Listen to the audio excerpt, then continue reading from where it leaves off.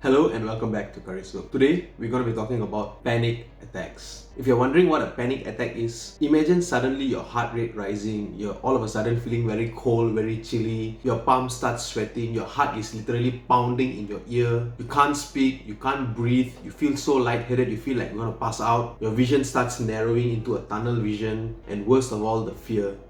The fear of literally feeling like dying right now, like you're actually in the process of dying. That's what panic attack is. And regardless of who you are or where you are from, 1 in every 3 person will get panic attack at least once in their life. Regardless of whether it's your first attack or your 10th attack, the feeling is still the same, the fear is still the same. So today we're going to learn everything we need to know about panic attack, how it happens, why it happens, and as a bonus, in the end I'm going to be giving you 4 tips to calm yourself down within minutes. So without wasting any more time, let's get straight into it. Panic attack is, as I said, all the symptoms that I just mentioned earlier. A sense of fear which is so overwhelming that it cripples you. It's so overwhelming that people often think that they're actually having a stroke or having a heart attack at that time. They literally feel like they're going to die. Although having a panic attack does not cause long-term health effects, like physically you'll still be fine, but the fear of having a next panic attack will start to restrict your daily life, and the fear alone will cause even more panic attacks. It's almost like a vicious cycle, and experiencing a panic attack is a very uncomfortable feeling. Whether you're experiencing it yourself or you're watching other people experience it, it's still the same. It's very uncomfortable, and the worst of all, even learning about it is uncomfortable. But learning and understanding about panic attacks is very important, because the first step in overcoming panic attack is to actually understand what it exactly is. So what is a panic attack? A panic attack is basically the body's overreaction to the perception of danger. So whenever the body feels like a danger is coming towards us, let's say a lion is chasing us, or more relatable is, let's say a street dog starts chasing you, the body will immediately start moving certain chemicals around to prepare the body to face the danger. What panic attack is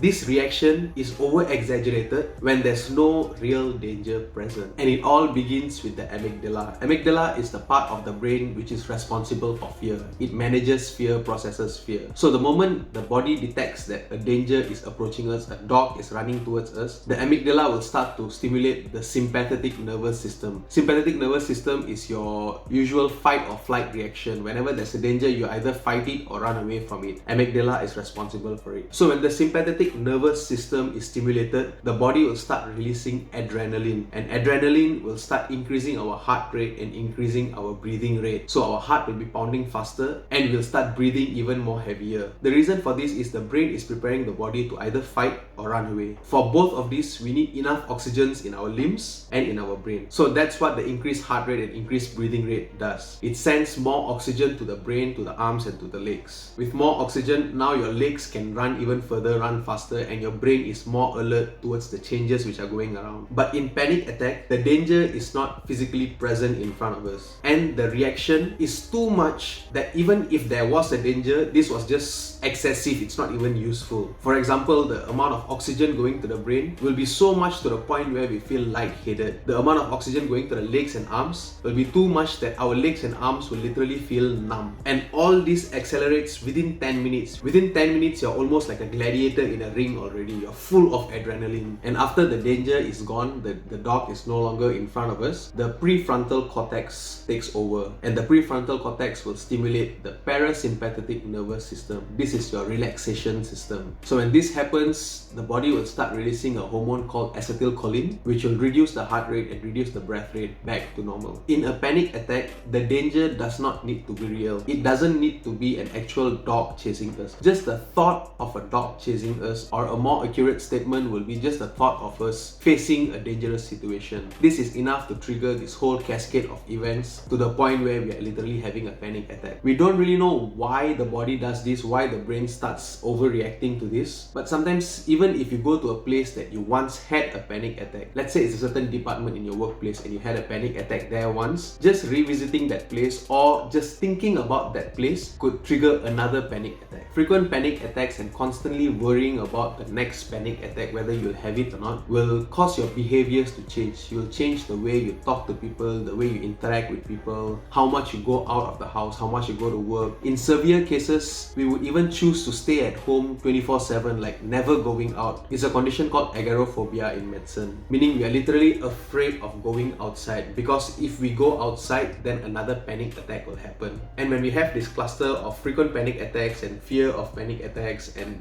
behavioral change, it's called a panic disorder. There are two main treatments for panic attack. One is, of course, antidepressant medication, and another is called a cognitive behavioral therapy. For some, the drugs work better. For some, the CBT, the cognitive behavioral therapy, works better. For some, both works. So it really depends on individuals which one is more suitable for them. But if you are taking the medication, then there will be side effects. Any drug has side effects, and the rate of relapse in those taking medication, if they stop taking medication, is 50%. So half of them will return back to having panic attacks. If you want a treatment which is longer lasting, CBT is a better way, because the rate of relapse in CBT is just 20%. So what is CBT, cognitive behavioral therapy? It's a way of exerting physical and mental control over the sensation and the feeling you get when you're having a panic attack. They will teach you how to analyze everything which is going on in your body and direct your sensations and your emotions to a different path instead of following the default version which goes towards a panic attack. So first, they will teach you what physiologically actually happens during a panic attack. Exactly what we just went through, from the amygdala to all the way having a full-blown panic attack. They'll explain to you in more detail how the body actually reacts. And once you've understood all this, next is the cognitive restructuring. So basically identifying what causes the initial trigger for the panic attack. And once you've identified that thought or that feeling, you start directing it to where you want it to go. Basically changing what happens. For example, in panic attacks, you'll have the sensation of like you can't breathe, you feel like you're dying, you feel like having a heart attack, a stroke. So they will teach you how to direct these thoughts into a more accurate thought. Change these thoughts into a more accurate thought for you. And the next stage is to expose yourself to this sensation and these situations which actually cause the panic attack, because just knowing it intellectually what happens will not help you much. You have to really go through the experience, trial and error. You have to keep practicing this over and over again to the point where eventually you'll be able to de-escalate and even completely prevent these attacks once and for all. Because always remember, fear can't hurt you, but holding on to fear will just escalate that panic feeling. And the more you understand about what's going on in your body, the more you understand about what panic attack is and how it affects you, the easier it is for you to take control of your life again. And now finally, for the bonus, the 4 tips to actually calm yourself down within minutes. But before we get into that, always